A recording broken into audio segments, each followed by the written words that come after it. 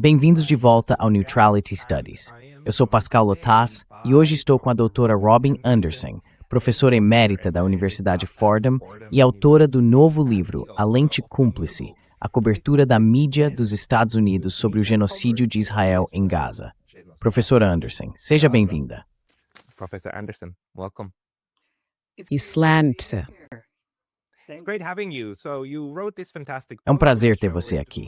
Então, você escreveu esse livro incrível. Vamos mostrar de novo. Tá aqui, A Lente Cúmplice. Você fala sobre como a mídia ocidental, na verdade, tem contribuído para o genocídio que a gente tem visto acontecer na Palestina. Você pode contar um pouco pra gente como começou a pesquisar esse livro e por que decidiu focar tanto na mídia? Right. Well, I've been in media studies my whole career, and so I've written about all of the media, really, from legacy television, radio, film, and then on into digital media. But anyway, the way I started writing this book is my colleagues at Project Censored asked me to write one of their dispatches, which is their online blog, and they asked me, like, first few days after it started. And, right away, you could tell that they weren't going to really tell us the truth and they were going to spin it just from the start.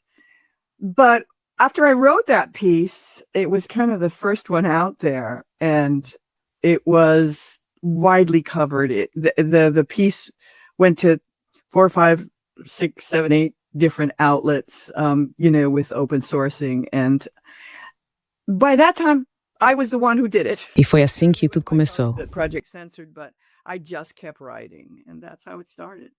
It's very good and it's very important. É muito bom, é muito importante. Na minha opinião, é um genocídio, do jeito que a gente está vendo. Um genocídio de longo prazo, não algo que termina em 2 semanas, como aconteceu em Ruanda. Um genocídio de longo prazo não é possível sem um grande apoio público e político. E a mídia, é claro, quem vende todo esse projeto para a população, que precisa continuar calma, né? E em silêncio. Você pode falar um pouco sobre esse aspecto? Sobre essa tentativa de acalmar a população?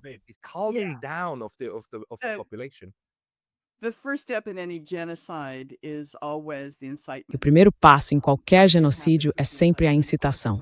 Tudo começa com a incitação. E claro, os oficiais israelenses logo de cara fizeram aquele tipo clássico de incitação à violência, sabe? De acordo com a Convenção do Genocídio. Então Elan e depois Galan, aqueles 2 militares, os dois disseram algo como: o Hamas são animais. Estamos lidando com animais. Vocês querem o inferno? Vamos dar o inferno para vocês. Não vai ter eletricidade, não vai ter comida, e vamos transformar vocês numa cidade de tendas. Se a gente olhar para isso agora, desde o início eles já tinham dito o que iam fazer. E disseram que em vez de ficarem horrorizados com o ataque do Hamas, estavam comemorando.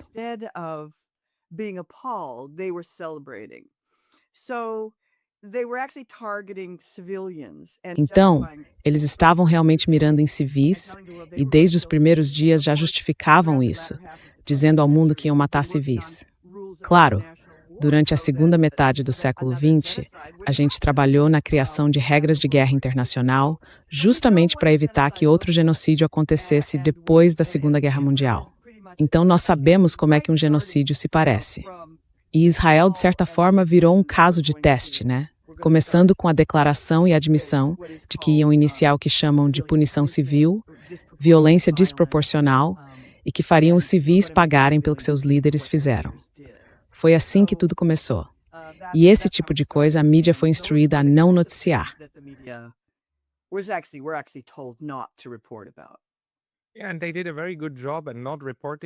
E eles fizeram um trabalho muito bom em não noticiar muita coisa.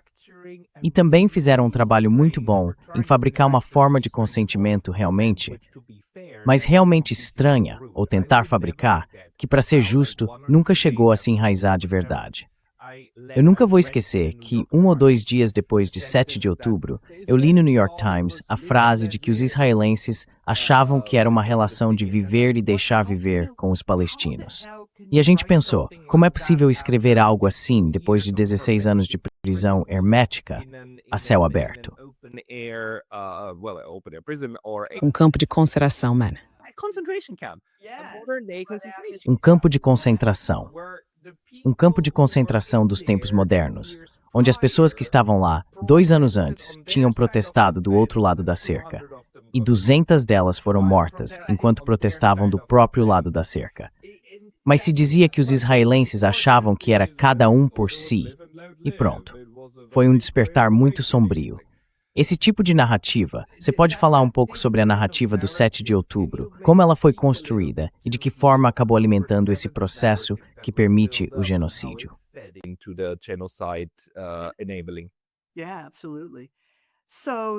Sim, com certeza. Então, o genocídio, a narrativa do 7 de outubro, serviu para 2 propósitos. Bom, na verdade, para 3, dá para dizer. Logo de cara, ela começou encapsulando todo o conflito entre Israel e Palestina, tendo o 7 de outubro como ponto de partida. Esse foi o marco inicial, como você mencionou. Isso surgiu do nada. A gente não sabe o que é isso. Tínhamos uma atitude de viver e deixar viver. Somos apenas inocentes, entende?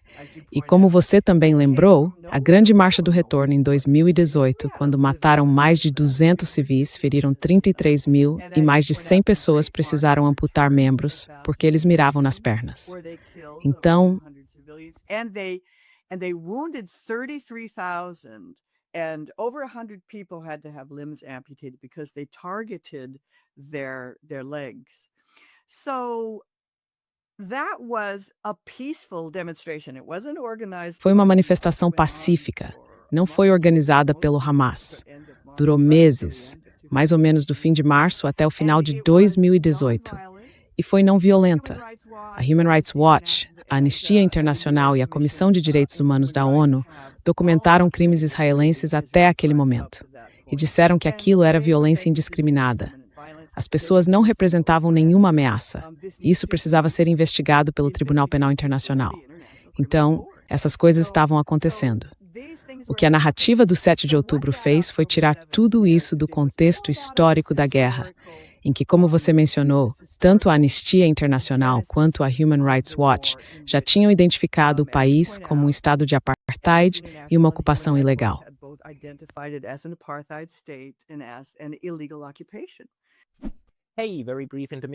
Oi, uma pausa bem rápida aqui, porque eu fui banido do YouTube recentemente. E embora eu já tenha voltado, isso pode acontecer de novo a qualquer momento. Então, por favor, pense em se inscrever não só aqui, mas também na minha lista de e-mails no Substack. É pascalotas.substack.com. O link vai estar na descrição aqui embaixo. E agora, vamos voltar para o vídeo.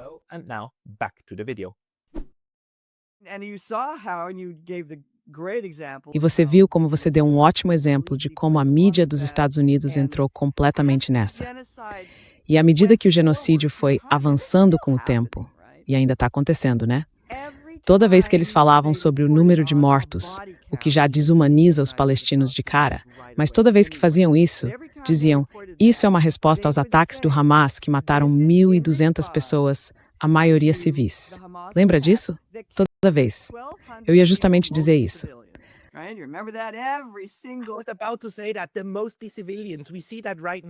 A maioria deles são civis. A gente vê isso claramente agora, o que é bem contraditório, porque são mais ou menos 800 civis e cerca de 400 militares. E militar é alvo legítimo. Ninguém que veste um uniforme pode reclamar de ser morto pelo inimigo. Não dá. Essas são as regras do jogo. Você é um alvo legítimo. Então os 400 podem ser eliminados e não tem do que reclamar. Os 800, esses são o problema. Mas aí, quando dizem que são 1.200, a maioria civis, é claro que isso é uma forma de inflar os números, né?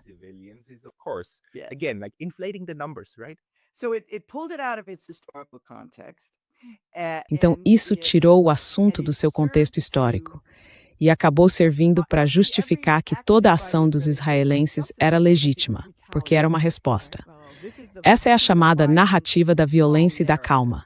É uma narrativa muito comum, que aparece não só nas coberturas de guerra, mas em vários outros lugares também. No jornalismo, a gente compartilha estruturas e narrativas parecidas, assim como acontece no entretenimento e na ficção. Essas narrativas estão por toda parte na nossa cultura. E essa seguiu exatamente o modelo da narrativa de crise e resposta.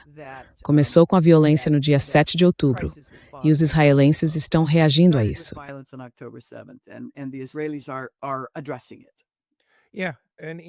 É isso cria uma sensação de tá tudo bem, né? Porque é uma retaliação, não é um ataque se for em legítima defesa. E a expressão legítima defesa é, claro, de novo, uma palavra bem central, não é?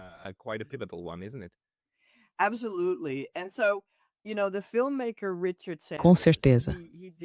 Então, o cineasta Richard Sanders fez alguns filmes excelentes que foram exibidos na Al Jazeera. Um deles foi sobre o dia 7 de outubro. Ele analisou as câmeras que os combatentes do Hamas usavam, aqueles que foram mortos ou capturados. Ele reuniu essas imagens e concluiu que o Hamas cometeu sim alguns crimes de guerra. Não se pode fazer reféns, e eles fizeram.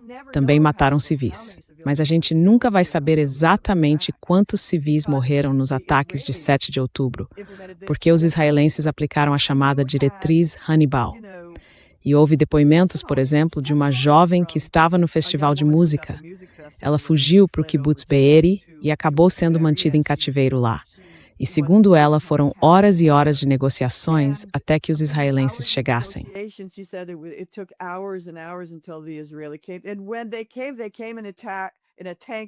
E quando eles chegaram, chegaram num tanque e abriram fogo.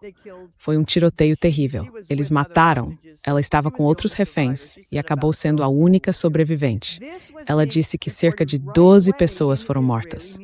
Isso foi noticiado imediatamente na mídia israelense, no Haaretz, no Canal 12 e em outros veículos em hebraico. E veja, eles deram uma outra versão, dizendo que os civis israelenses queriam mesmo saber o que tinha acontecido, mas isso foi encoberto pela mídia americana. Até hoje ainda é assim. Eu participei de um podcast em dezembro passado e uma pessoa jovem e inteligente perguntou: então, o que aconteceu depois de 7 de outubro, quando o Hamas matou cerca de 1.200 pessoas, em sua maioria civis, certo? Pois é. O ponto é que os israelenses mataram o próprio povo. E você observa que muitos deles eram militares. Nunca vamos saber quantos foram mortos naquele dia.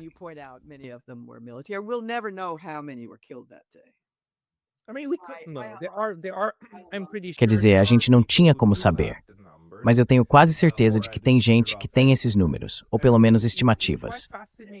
O que me chama a atenção, no entanto, é que algumas das imagens que circularam na mídia, e talvez você possa comentar sobre isso, mostram problemas bem evidentes. Por exemplo, todos aqueles carros completamente queimados, totalmente destruídos, que estavam fugindo do Festival de Música Nova. E aí você se pergunta, como é que pessoas armadas, no máximo, com Kalashnikovs, como é que uma Kalashnikov faz um carro inteiro pegar fogo assim? Provavelmente é também essa ideia meio absurda da mentalidade de Hollywood, de que se você atira num carro, ele explode na hora, né? Mas a gente entende que esses carros queimados são do mesmo tipo que vimos no Iraque, quando os Estados Unidos atacavam os veículos do exército iraquiano com mísseis Hellfire.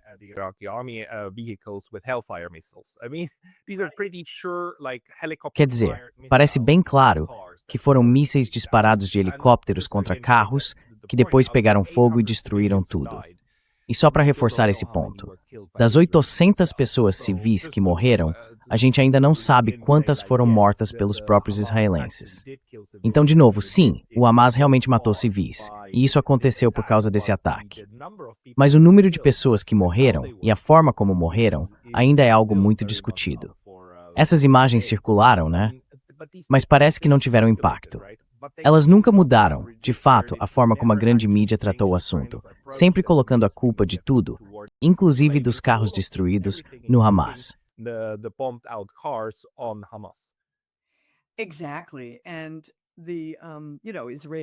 Exatamente. E aí os pilotos israelenses, em helicópteros Apache, estavam despejando todas as suas munições sobre o festival de música, sobre o terreno do festival, enquanto o Hamas e as pessoas ainda correndo por ali tentavam chegar até a fronteira para levar os reféns. Eles abriram fogo contra todo mundo. A gente viu carros queimados. O tanque também atirou nos prédios do kibbutz. O Hamas não tinha como fazer isso. Eles não tinham nada capaz de destruir um prédio daquele jeito. Também houve muito fogo. Acho que teve um caso em que o Hamas incendiou uma casa. Foi só um caso, mas as fotos de que você está falando eram de restos carbonizados.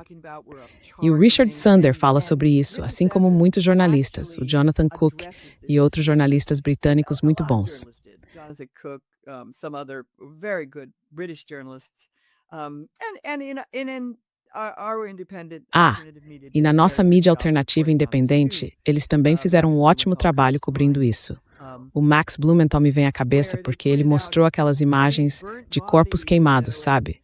E o Netanyahu ligando para o Biden e dizendo que havia bebês que amarraram as mãos deles e os queimaram num forno como se fosse o Holocausto. Então aquele fogo e toda aquela destruição, que muito provavelmente 99% de chance não foi feita pelo Hamas, porque eles não tinham esse tipo de armamento. Como o Richard Sander costuma dizer, sim, o Hamas matou alguns civis. Mas o que a imprensa noticiou foram coisas que o Hamas, na verdade, não fez. Os bebês decapitados, os corpos queimados, o Holocausto, tudo isso era propaganda.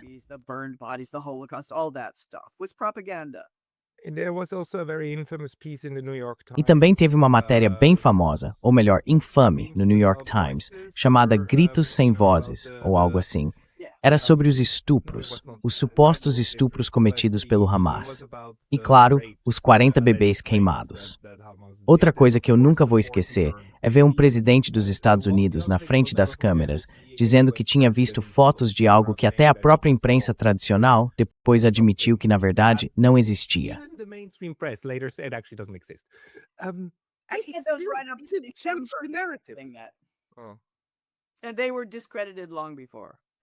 E eles já tinham sido desacreditados muito antes. Sobre os 40 bebês, a Agência Israelense de Seguros, logo no primeiro mês, divulgou os dados demográficos e os nomes das pessoas que morreram no dia 7 de outubro. Havia exatamente um bebê. Um só. Exatamente um com menos de 2 anos de idade. Então não eram 40. Essa informação estava facilmente disponível para qualquer jornalista. Assim como todas as histórias que vinham desses, digamos, propagandistas israelenses.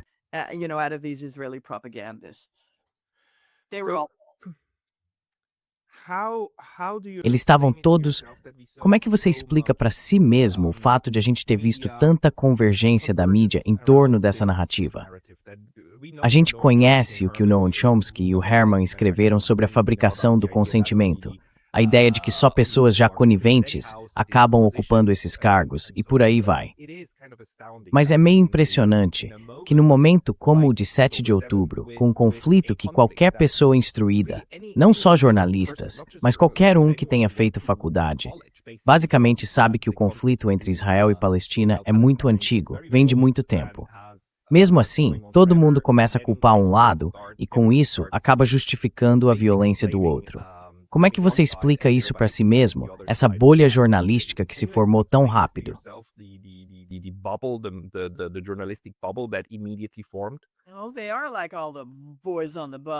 Eles são como aquele pessoal da imprensa que viaja junto, sabe?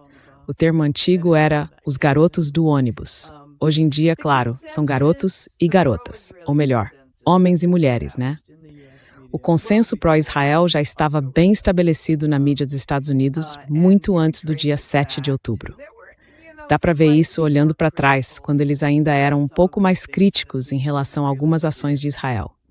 Tipo em 2021, em Jerusalém Oriental, naquela vizinhança onde colonos israelenses estavam entrando e expulsando palestinos. Na época, eles até reconheceram que havia demonstrações de violência ali. Sabe, eles meio que disseram, bom, eles estavam jogando gás lacrimogêneo e um pouco acabou indo parar naquele bairro. Fica bem perto da mesquita de Al-Aqsa e um pouco de gás lacrimogêneo acabou entrando na mesquita. Então, sim, eles disseram algumas verdades, mas houve uma longa preparação antes disso. E eu acho que... Bom, vamos falar de duas coisas principais. O lobby israelense e o fato de que o New York Times já estava bem consolidado como um órgão muito pró-Israel, digamos assim, por causa da relação de longa data com a sociedade israelense, construída ao longo dos anos pelo escritório deles em Jerusalém. Eles compraram uma casa e o escritório fica lá, em cima dessa casa. Esse escritório foi construído sobre a casa de um jornalista palestino que trabalhava para a BBC e que foi obrigado a sair durante a Nakba. Ele entrou num táxi com a família e deixou todas as coisas para trás.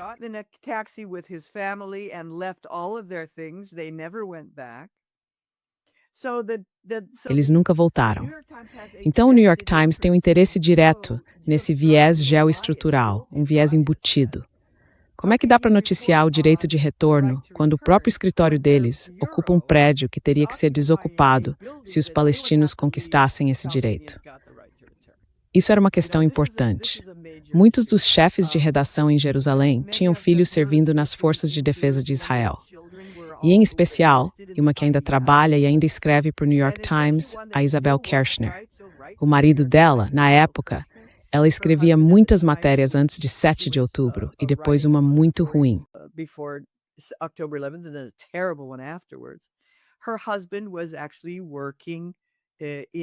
O marido dela trabalhava num centro de pesquisa e o trabalho dele era fazer relações públicas para o exército de Israel. E em fevereiro de 2024, ela publicou basicamente um texto elogiando o exército, falando como é ótimo que agora as mulheres estão lá, quebrando barreiras, sendo super progressistas e enfrentando os conservadores que não querem mulheres nas Forças Armadas. Só que, isso acaba dando às mulheres israelenses uma espécie de permissão para ir lá e matar mulheres palestinas. Então tem toda uma discussão sobre isso, sobre como esse não é o caminho para promover os direitos das mulheres e a igualdade na sociedade.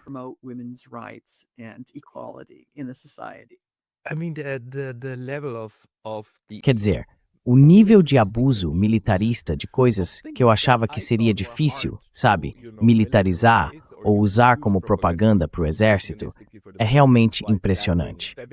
O feminismo é, claro, um exemplo, e tem uma história que eu nunca vou esquecer, sobre as corajosas soldadas israelenses que guardam o acampamento dos soldados homens à noite. E os soldados homens dormem tranquilos, porque sabem que estão sendo protegidos por essas bravas mulheres guerreiras. Outro exemplo é o chamado pink washing. Essa ideia de como é ótimo ter pessoas LGBTQ servindo no exército e indo lá matando palestinos com bombas gays. Quer dizer, é maravilhoso, né? É muito melhor morrer se a bomba que cai na sua cabeça for uma bomba inclusiva. A gente viu tudo isso. Para mim foi muito chocante.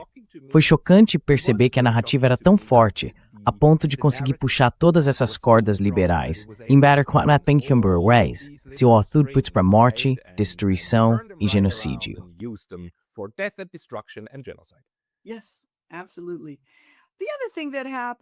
Sim, com certeza. Outra coisa que aconteceu para direcionar uma visão muito pró-Israel dentro do meio militar, sabe, de toda a programação de proteção militar de defesa israelense, para realmente criar esse enquadramento pró-Israel. Isso vinha de cima para baixo. Olha só, em janeiro de 2024, alguns jornalistas da CNN vazaram documentos que basicamente mostravam para todo mundo que a CNN estava enviando seus textos para o escritório de Jerusalém, onde as forças de defesa de Israel podiam revisar antes da publicação. Eles faziam isso mesmo, assim como o New York Times fez. Agora, esse artigo só saiu um pouco depois, no começo de abril de 2024. E as duas matérias foram publicadas no The Intercept.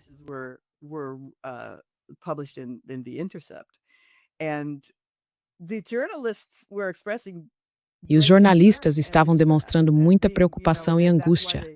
E foi por isso que eles vazaram anonimamente esses documentos com as diretrizes que estavam recebendo. Então, falando do The New York Times, quer dizer, os dois veículos proibiram o uso da palavra genocídio e disseram não usem massacre para nada que tenha sido feito por Israel. Nos primeiros 6 semanas da guerra, a palavra massacre foi usada 55% das vezes para se referir a israelenses, e apenas uma vez para se referir à morte de um palestino. Mas o que o The New York Times fez, na prática, foi eliminar completamente do seu discurso qualquer referência às regras internacionais de guerra, aos princípios humanitários que regem a guerra.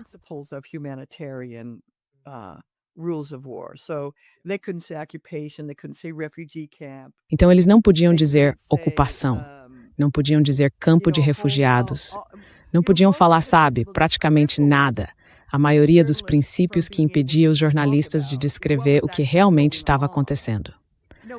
Mas não vamos esquecer que nos primeiros 25 dias, 5.000 palestinos foram mortos, e isso é punição coletiva. Desde o começo ficou claro, eles disseram o que iam fazer e começaram a fazer imediatamente. E durante todo esse tempo, e até o processo de dezembro, aquele processo que a África do Sul apresentou na Corte Internacional de Justiça, eles não podiam usar esses termos.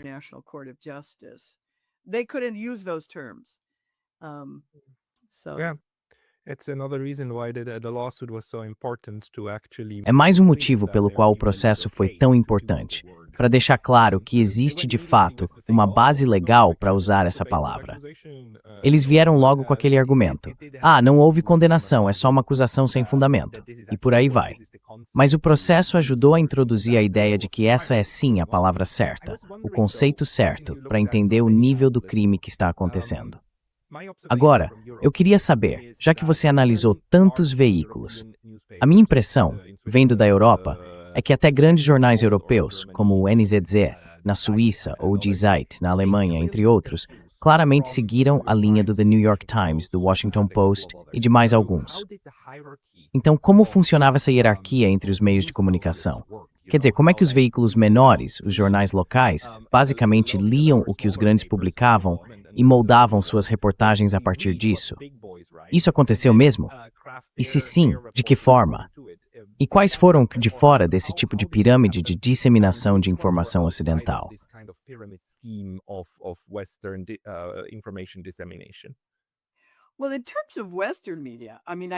Olha, em relação à mídia ocidental, eu faço sim uma análise de conteúdo, e houve uma rebelião parecida entre jornalistas da BBC. A BBC tem muitas conexões com o aparato de segurança nacional, assim como a gente, e com a mídia. Então, a cobertura da BBC, quer dizer, se você olhar para a BBC, para o New York Times e para a CBS, eles estavam totalmente alinhados, né? E o que a gente soube com o vazamento da CNN foi o seguinte: nunca identifiquem Israel como responsável por essas bombas enormes de quase 1.000 quilos que estavam destruindo prédios inteiros, como no primeiro grande bombardeio ao campo de refugiados de Jabalia, no fim de outubro. Bombas de quase 1.000 quilos caíram e as pessoas nem sabiam o que estava acontecendo. Elas estavam em choque, de luto, olhando para aquela cratera, tentando tirar seus filhos e seus familiares debaixo dos escombros. E o New York Times e todos os outros diziam apenas que uma prisão acontecia. Sim. Olha, a gente viu umas imagens de satélite no sábado e aquele buraco não estava lá. E agora, quando olhamos hoje, ele está lá. Eles fizeram questão de nos garantir que aquela cratera era nova, que tinha acabado de acontecer. E aí, em Nova York, essa parte me deixou maluco. Eles chegaram a publicar uma foto de agência mostrando corpos sendo colocados lado a lado. Jornalistas palestinos que estavam lá no local falavam de pedaços de corpos por toda parte. Foi horrível. E eles citavam trabalhadores humanitários que também testemunharam tudo e diziam: isso é um crime de guerra. Enquanto isso, o New York Times mostrava uma foto de agência toda limpinha, com lençóis cobrindo tudo.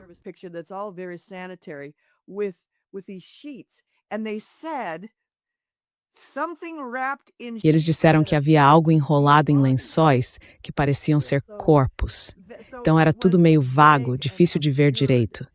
E o que a gente descobre depois é que os israelenses só atribuíram isso a nós, depois que dissemos que tínhamos atingido um comandante do Hamas, ou que o alvo era realmente o Hamas.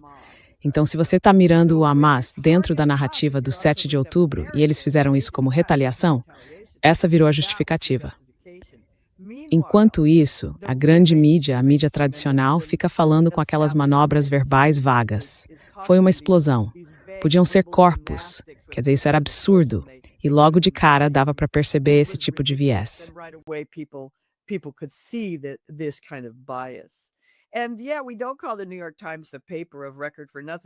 Pois é, a gente não chama o New York Times de jornal de referência à toa, né? Ele é o jornal que define a pauta. E assim como em dezembro, quando Screams Without Words foi publicado no fim do mês, aconteceu bem na mesma época em que o caso da África do Sul chegou à Corte Internacional de Justiça. Para mim é bem claro que eles estavam tentando desviar a atenção disso e agora vem com essa história absurda, totalmente inventada, sem uma única prova forense, sem evidência visual. Não teve nenhum depoimento de primeira mão confiável, nenhuma prova forense confiável. A gente está falando de um dos piores casos de má conduta jornalística. One of the worst cases of journalism malpractice. And interestingly, a couple of the Curiosamente, um casal do The Guardian chegou a embarcar nessa história e publicou o próprio artigo, e outras pessoas fizeram o mesmo. Mas logo depois, recuaram. Eles já tinham recuado logo depois do dia 7 de outubro, por causa da história dos estupros, porque já sabiam.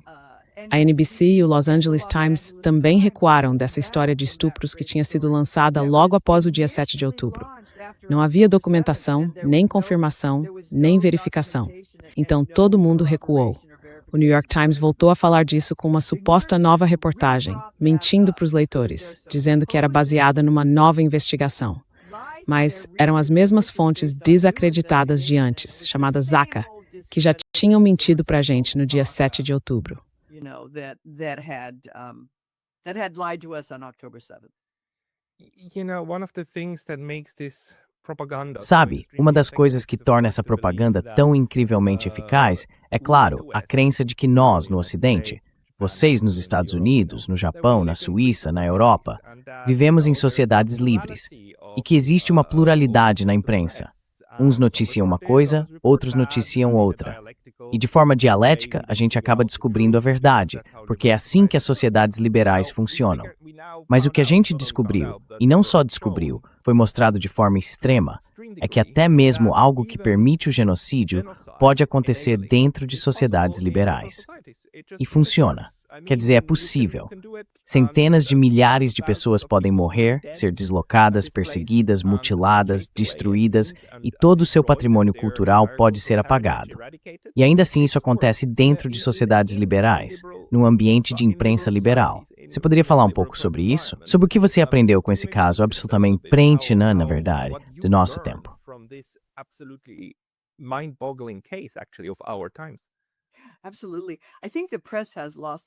Com certeza. Eu acho que a imprensa perdeu uma quantidade enorme de legitimidade por causa desses últimos 2 anos e meio de genocídio. Acho que isso ficou bem claro e você sabe por quê. Os jovens estavam num processo intenso de aprendizado. Nos campi universitários por todo o país, e eu sei que também na Europa e em outros lugares, eles queriam entender o que estava acontecendo e começaram a se informar. E aquele senso moral próprio deles, aquela base ética da juventude, foi abalada, porque eles puderam ver o que estava acontecendo ali no terreno, graças aos jornalistas palestinos e aos jornalistas da Al Jazeera que estavam lá documentando tudo. Eles viram o sofrimento do povo palestino.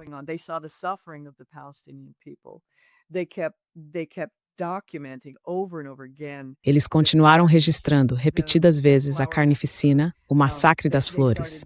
Na primavera de 2024, começaram a deixar os palestinos passando fome, e a gente viu isso acontecer. Então, tínhamos 2 realidades bem diferentes.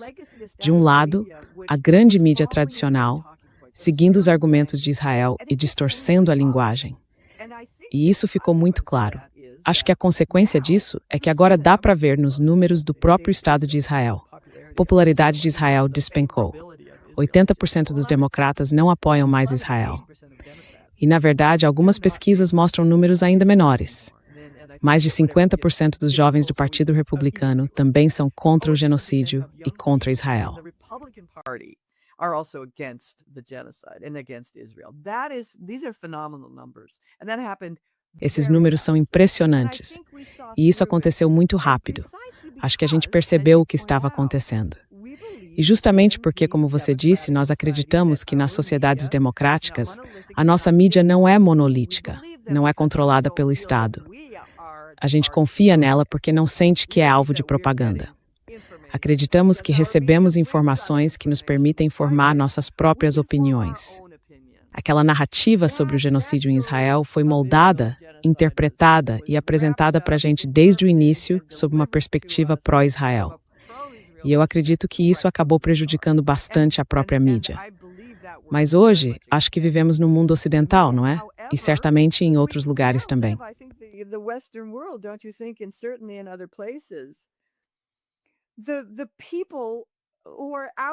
As pessoas estão nas ruas, multidões no mundo todo estão nas ruas. Todo mundo parece estar contra esse genocídio. E mesmo assim, essas pessoas da elite, que comandam os países, que dirigem as grandes corporações, no nosso país são as mesmas pessoas. São os mesmos chefes corporativos com cargos cruzados, que estão também no meio militar, estão no mundo empresarial e também nos conselhos de mídia. Então, enquanto essas elites do governo veem suas próprias narrativas sendo contadas na mídia, elas acham que está tudo bem. Acham que podem continuar fazendo o que quiserem. Mas hoje, eu acredito que somos governados por uma minoria. Uma minoria que não faz o que queremos, que não representa nossos interesses e que, na verdade, trabalha ativamente contra o nosso bem-estar e o do planeta.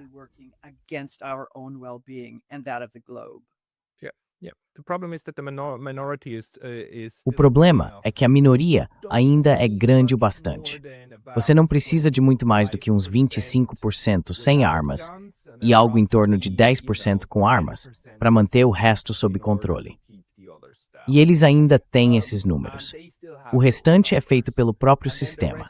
Quer dizer, o interessante no sistema eleitoral americano, por exemplo, é que, como algumas pessoas nas relações internacionais costumam dizer, não importa se você vota nos democratas ou nos republicanos, você sempre acaba com o mesmo tipo de gente. Quer dizer, não era o Rumsfeld, mas enfim, sempre acaba com os belicistas, com a elite da guerra e, na verdade, com uma elite genocida, que não tem problema nenhum em erradicar uma civilização inteira. Até o Donald Trump diria isso.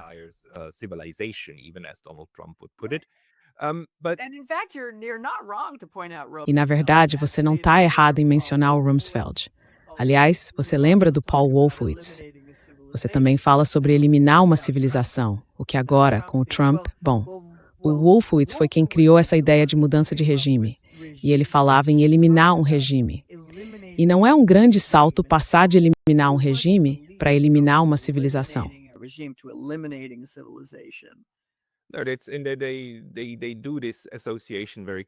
Eles fazem essa associação muito rápido. Claro, também tem a questão da mudança de imagem e da legitimação. Israel, na minha opinião, foi legitimado nos últimos 2 anos e meio para matar quem quisesse, alegando que estava mirando em um terrorista.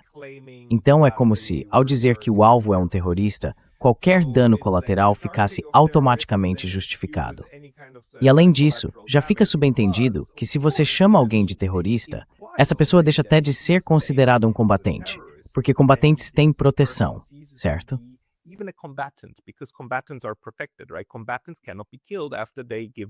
Combatentes não podem ser mortos depois que se rendem, depois que largam as armas ou quando estão feridos. Quando estão feridos e não conseguem mais lutar, eles são protegidos pela lei da guerra, pelo direito humanitário internacional. E tudo isso foi simplesmente ignorado. Quero dizer, a gente já tinha visto, mesmo antes de 7 de outubro, o exército israelense invadindo hospitais, entrando nos quartos de pacientes e atirando neles, dizendo que eram terroristas. Mesmo que fossem membros do Hamas, ainda assim estariam protegidos. Mas abandonamos completamente esse conceito, e a mídia aceitou isso sem questionar.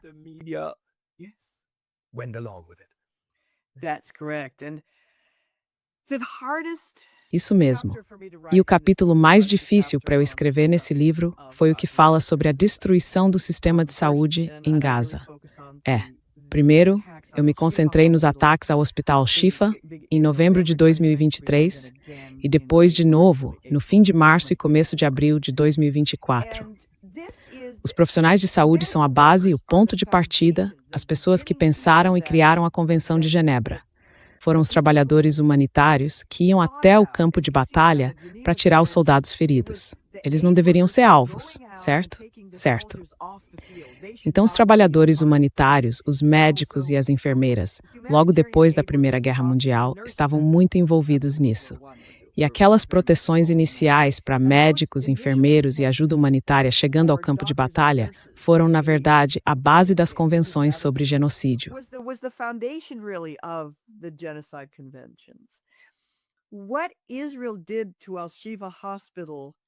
O que Israel fez com o Hospital Al-Shifa em novembro de 2023 foi algo sem precedentes na guerra moderna. E o jeito como eles conseguiram escapar disso, você não vai acreditar. Acho que você provavelmente já sabe. Mas aquele vídeo em 3 dimensões, super bem produzido, que mostrava uma espécie de pentágono do Hamas, todo limpo e estranho, aquilo saiu direto da imaginação israelense. Era um vídeo animado em 3D que mostrava camadas subterrâneas, com supostos comandantes do Hamas andando por ali. E diziam que essas estruturas ficavam embaixo do Hospital Al-Shifa.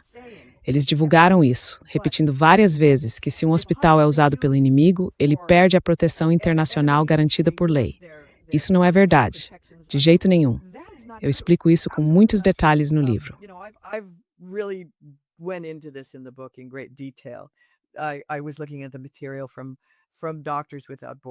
Eu estava olhando o material dos Médicos Sem Fronteiras, dos Médicos contra o Genocídio, de toda a documentação. E há advogados de direitos humanos muito competentes que explicam de forma bem clara que mesmo que existam combatentes dentro de um hospital, quem ataca o hospital continua sendo responsável e tem a obrigação de proteger os pacientes e os trabalhadores humanitários que estão lá dentro. Eles não têm permissão para simplesmente entrar e atacar, mesmo que haja combatentes atirando de dentro do hospital. Isso é muito, muito claro e também muito complexo.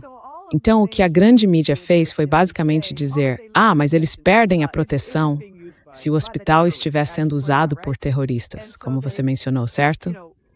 E muita gente observou, alguns anos depois, que Israel tinha sido extremamente eficaz em distorcer as regras da guerra e de várias formas em manipulá-las.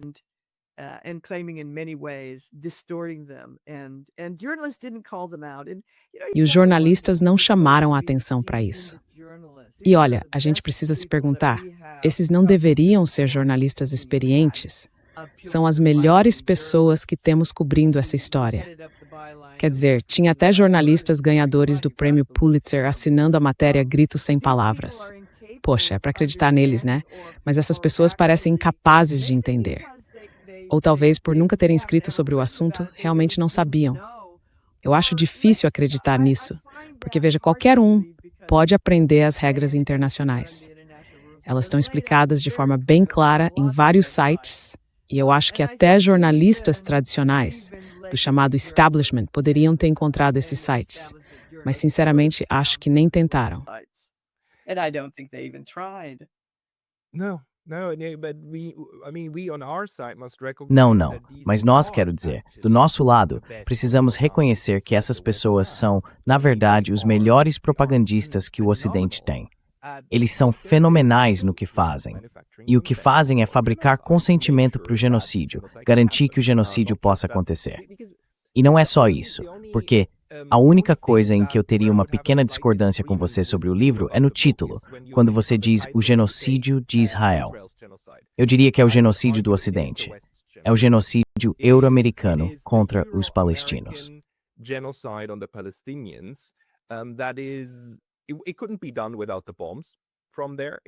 Não teria sido possível sem as bombas vindas de lá. Não teria sido possível sem o apoio logístico. Não teria sido possível sem o apoio da propaganda na mídia. Sabe, tem muitas coisas que foram simplesmente necessárias e que foram feitas pelo chamado Ocidente coletivo e que acabaram matando todas essas pessoas na Palestina. Culpar só Israel, para mim, já é uma explicação curta demais. A escala do crime é enorme, realmente. É. E o seu trabalho mostra exatamente isso, né? Como tudo isso foi tão importante, não foi?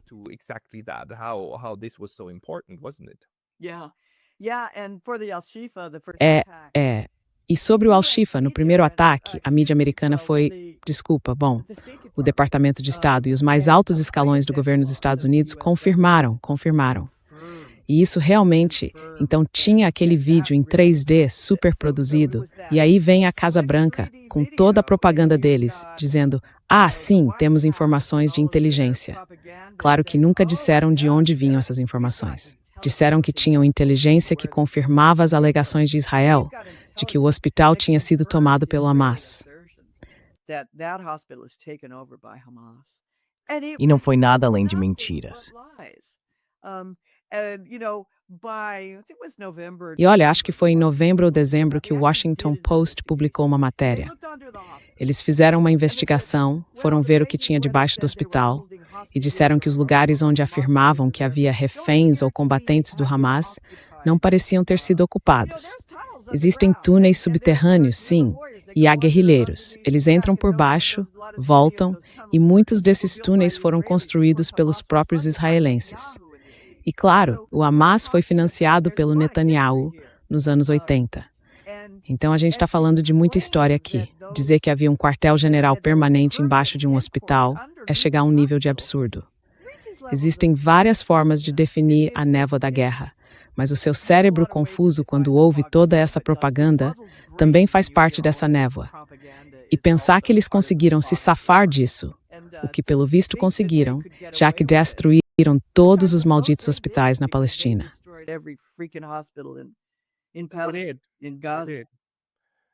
Sim, fizeram isso. Fizeram. Agora, para mim, o verdadeiro teste para saber se alguém saiu impune de um genocídio é ver qual dos dois lados ainda consegue sair de férias. Eu estive na Tailândia recentemente, e no resort onde fiquei, bom, se ouvia muito hebraico, mas não uma única palavra em árabe. Quero dizer, simplesmente não havia palestinos lá. Havia muitos israelenses. É isso, é o que acontece. Então, quando você ainda consegue tirar férias de verão, ir para Tailândia e tudo mais, é porque saiu impune de um genocídio. Mas a minha pergunta para você, que analisou isso a fundo, é sobre os principais elementos narrativos que foram usados.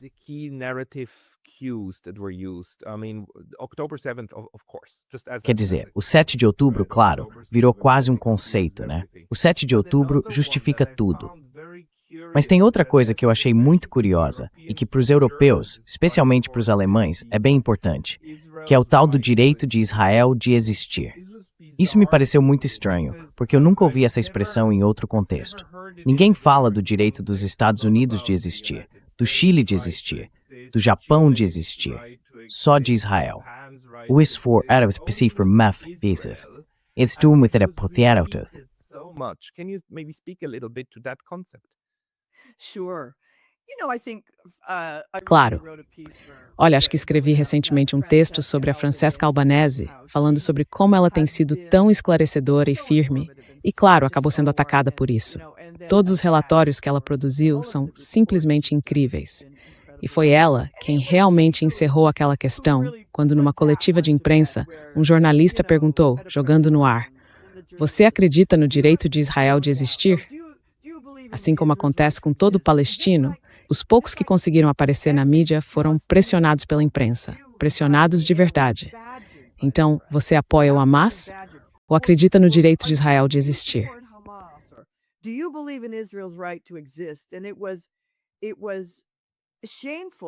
E foi vergonhoso quando os palestinos, os poucos que conseguiram aparecer na TV, foram Ta-Nehisi Coates, se você lembra daquela entrevista na CBS, horrível. O pior comportamento que um jornalista poderia ter. Enquanto isso, os militares ficavam o tempo todo no ar dizendo, a gente protegeu os civis o máximo que deu, mas isso é guerra. Tivemos que matar. E tudo aquilo era inacreditável. Mas no fim, acho que para mim foi mesmo a Francesca Albanese quem disse o que precisava ser dito. Ela explicou que a Itália não tem direito de existir. Sabe, Israel existe, a França existe, a Itália existe. Israel exists, France exists, Italy exists. If France and Italy decided to merge, they could. Se a França e a Itália decidissem se unir, elas realmente poderiam se unir. E aí seriam outra coisa. Não existe um direito garantido de que Israel exista. Esse é um direito concedido a seres humanos, não a estados. Então, desde o começo, isso sempre foi usado para encerrar a conversa, para impedir qualquer um de continuar o debate e para eliminar a complexidade da discussão. E também, claro, para evitar qualquer crítica ao Estado de Israel, à medida que ele foi se movendo cada vez mais para a direita. E agora eles têm pena de morte só para palestinos. Dá para ir mais para a direita do que isso? Quer dizer que eles têm o direito de existir? Não, eles não têm esse direito. Desculpe, mas não têm.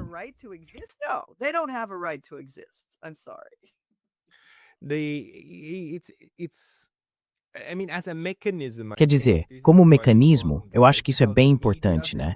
como a mídia usa essas formas de interromper a discussão e essas exigências de lealdade. Tipo, você afirma o direito de Israel de existir. Você precisa jurar lealdade a alguma coisa antes mesmo de ter a chance de continuar falando.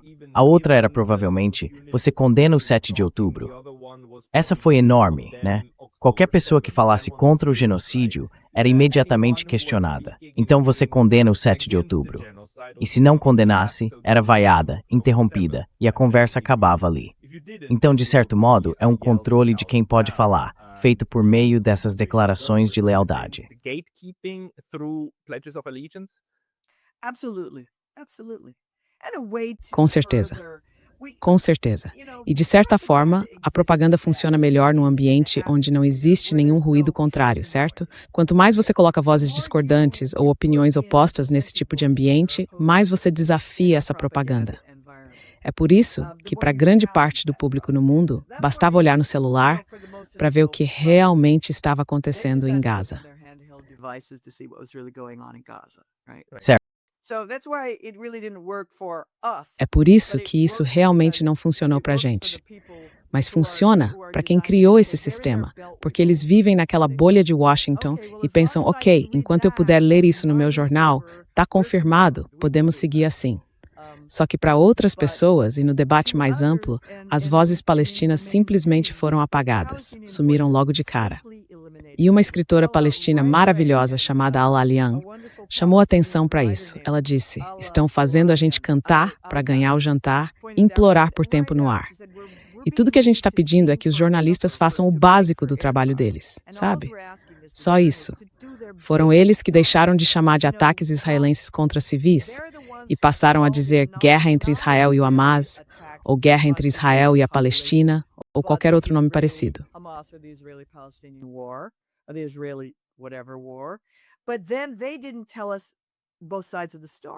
E mas aí eles não contaram os dois lados da história, né? Você deveria mostrar os dois lados da história.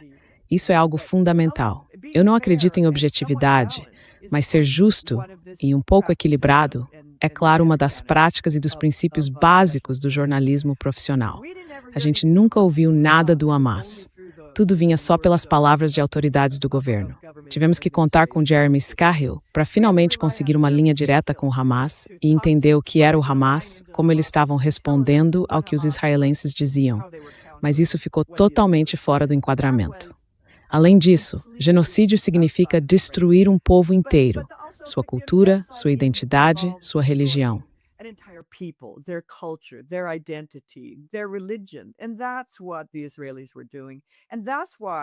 E era isso que os israelenses estavam fazendo. E é por isso que os jornalistas palestinos, contando suas histórias ali no local, eram vistos como uma ameaça. A censura israelense foi feita por meio de assassinatos em Gaza e continua acontecendo neste exato momento. Aquela jornalista maravilhosa e muito conhecida, Khalil, no Líbano, foi assassinada abertamente para que Israel pudesse afirmar seu poder e dizer ao mundo: nós vamos continuar fazendo isso. Vamos agir com impunidade e vamos eliminar uma jornalista libanesa muito conhecida e querida, essa mulher. E foi o que fizeram. Isso é sobre apagar uma cultura, apagar uma memória e apagar aqueles que testemunham, sem dúvida.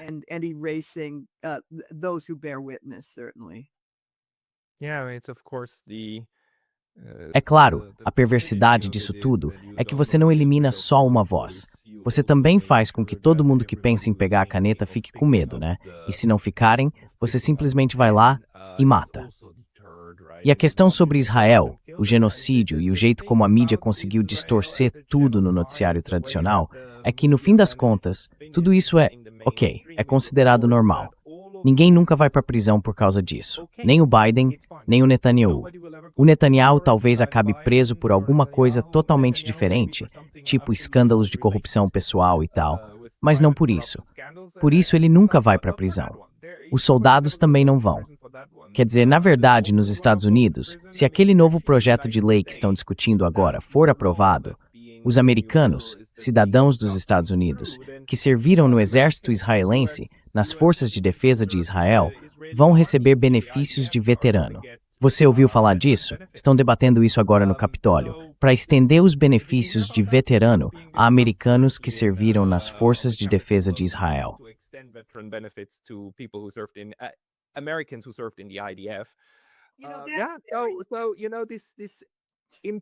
Então, sabe, essa impunidade ainda reina absoluta. E eu acredito que a mídia e essas pessoas, claro, precisam ser responsabilizadas um dia. Quer dizer, eu espero que a gente veja isso acontecer. Espero ver alguns desses conselhos editoriais, essas pessoas, esses donos. Eu adoraria ver todos eles em Haia tentando justificar a cobertura genocida que fizeram. Porque, de acordo com a Convenção do Genocídio, logo nas primeiras 7 páginas sobre incitação ao genocídio, eles contribuíram. E sobre a Fundação Hind Rajab, e a própria Hind Rajab, ela foi morta com 335 tiros de tanques israelenses. She was killed with 335 bullets, from Israeli tanks. E agora existem lugares, acho que no Brasil e em outros países, onde soldados das Forças de Defesa de Israel estão sendo presos. E isso faz parte da agenda da Fundação Hind Rajab. É exatamente o que eles estão tentando fazer. Eles estão tentando localizá-los, estão identificando essas pessoas e estão pressionando os países que são signatários do Estatuto de Roma e do Tribunal Penal Internacional a processá-los e acusá-los de genocídio.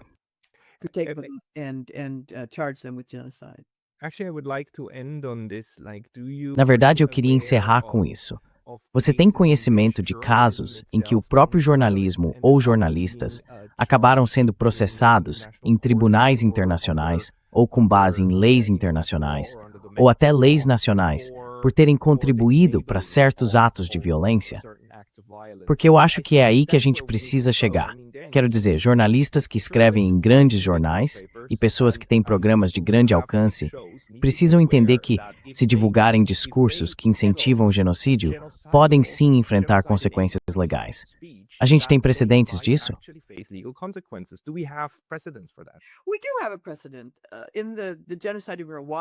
A gente já tem um precedente. No genocídio em Ruanda, um apresentador belga foi preso por 12 anos por dizer algo como "nós vamos matar vocês".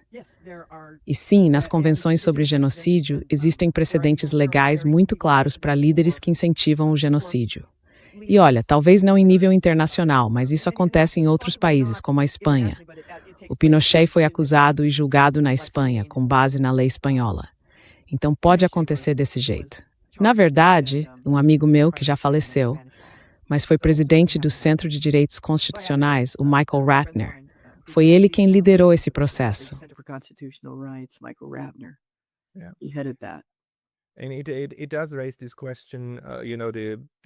E isso levanta uma questão, né? Entre liberdade de expressão e, digamos, a culpa em um genocídio, o ato de permitir que um genocídio aconteça. Mas eu acho que essa é uma discussão que a gente provavelmente precisa ter se quisermos realmente caminhar para um ponto em que algo assim não volte a acontecer desse jeito. Mas tem alguma coisa do seu livro que você acha que a gente ainda não abordou e que gostaria de compartilhar para encerrar a conversa?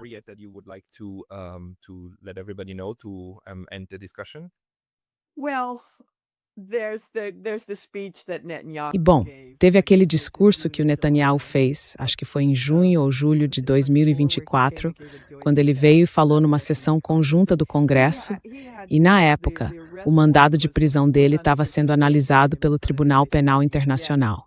Mesmo assim, o Congresso dos Estados Unidos o convidou. E nenhum veículo de mídia fez checagem do que ele disse. Nenhuma grande mídia tradicional conferiu uma palavra sequer. E ele mentiu e mentiu de novo. E nesse capítulo eu tentei explicar a questão da fome e o uso deliberado da fome como arma de guerra pelos israelenses.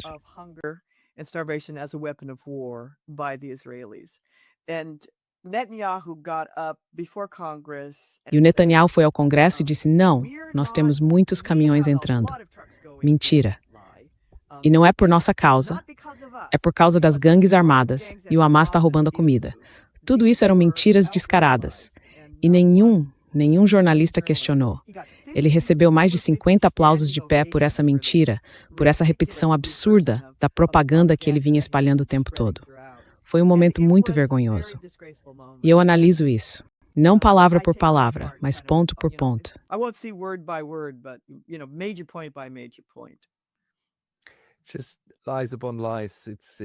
Só mentiras em cima de mentiras. É impressionante. E depois tudo isso ainda é passado pela mídia. Por isso é tão importante ter um livro como o seu, que registra tudo isso, que mostra claramente o que está acontecendo. Quem quiser conhecer, pode, claro, procurar online. O livro se chama A Lente Cúmplice, a cobertura da mídia dos Estados Unidos sobre o genocídio de Israel em Gaza. Está disponível na Amazon. Eu vou deixar o link desse livro na descrição aqui embaixo do vídeo. E professora Robin Anderson, muito obrigado pelo seu tempo hoje. Professor Robin Anderson, thank you so much for your time today. De nada, foi ótimo estar aqui. Here.